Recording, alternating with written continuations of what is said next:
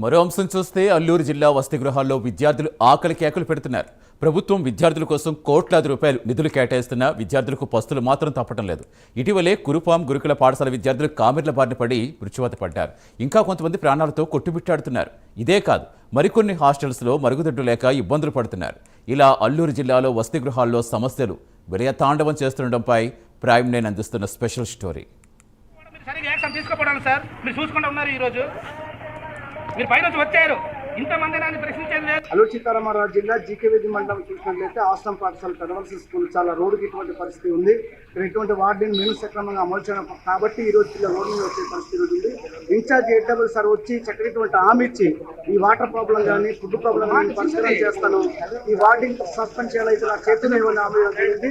ఇది ఐటీడీ అధికారులు డీడీ కానీ పిఓ కానీ తక్షణమే సస్పెండ్ చేయాలని, తక్షణమే సస్పెండ్ చేసి వేరే పాఠశాలలు బదిలీ చేయాలని ఈరోజు ఎస్ఎఫ్ఐ పూర్తిగా డిసైడ్ చేస్తున్నాము. మళ్ళీ అదే విధంగా మేము ఒక వారం రోజులు చేపిస్తున్నాం. ఈ వారం రోజుల వల్ల పాఠశాల కానీ మళ్ళీ చేరితే మళ్ళీ కలెక్టర్ ఆఫీస్ ముట్టడి చేస్తామని ఈరోజు ఎస్ఎఫ్ఐ పూర్తిగా డిమాండ్ చేస్తున్నాము. వార్డెన్ పరిస్థితి తీరు ఇంకా మారలేదు. ఇంకా మేము ఎన్నో చెప్పిన విద్యారంగం నుండి ఎన్నో మేము చెప్పి కూడా ఎన్నో మాట్లాడాం. కానీ ఇక్కడ వార్డెన్ నైట్ అప్పుడు ఉండటం లేదు, పెద్ద సమస్య ఈరోజు ఉంది. నేను తల్లిదండ్రులను పిల్లలకు సరిగా ఇబ్బంది పెట్టకుండా ఫుడ్ సరిగా పెట్టండి, చదువు మంచి చెప్పండి, జ్ఞానము మంచి చెప్పండి, మంచి చక్కటి ఆలోచనలు చక్కటి జ్ఞానముతో పిల్లలకు.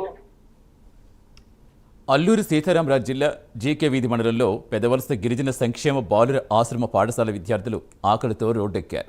గిరిజన విద్యార్థుల కోసం ప్రభుత్వం ఒకవైపు కోట్లాది రూపాయలు ఖర్చు పెడుతుంటే కొన్ని చోట్ల కొంతమంది స్వార్థంతో అవేమీ విద్యార్థులకు చేరటం లేదు. పెదవలస బాలుర ఆశ్రమ పాఠశాల విద్యార్థుల పరిస్థితి కూడా ఇదే విధంగా ఉంది.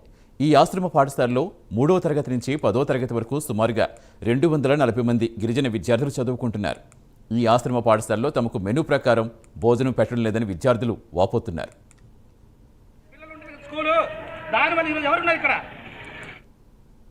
లేదా అని పిల్లలు ఆవేదన వ్యక్తం చేశారు. అలాగే రోడ్లో మరి సాయంత్రం నుంచి భోజనాలు లేక ఈ రోజు వరకు ఏదైనా ర్యాలీలో కూర్చొని ఈరోజు నిరసన తెలపరుస్తున్నది. అందులో నేను మద్దతుగా ఈరోజు నేను తెలుసుకోవడానికి జరిగింది.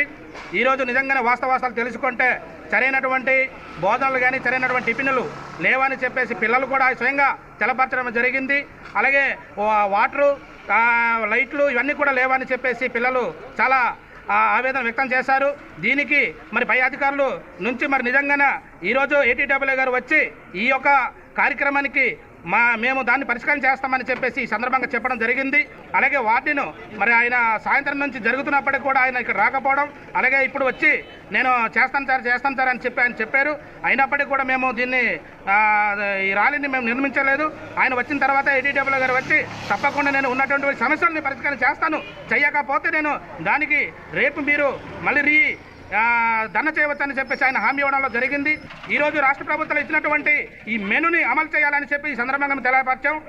ఇక్కడ కూడా బాగుండలేదు, వాటర్ ప్రాబ్లము, మళ్ళీ లైట్లు లేవు, హాస్టల్ మన పేదలు కూడా మళ్ళీ ఫుడ్ సరిగ్గా పెట్టట్లేదు, అన్నం ఉడకట్లేదు, కూర మళ్ళీ వండుతున్నారు.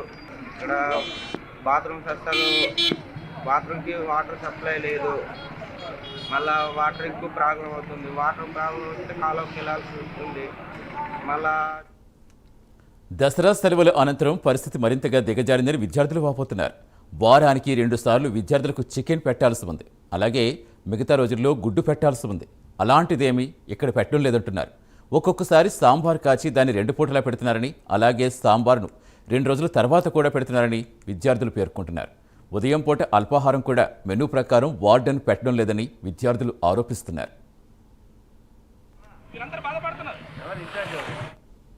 వచ్చి 9th క్లాస్ చదువుతున్నాను సార్.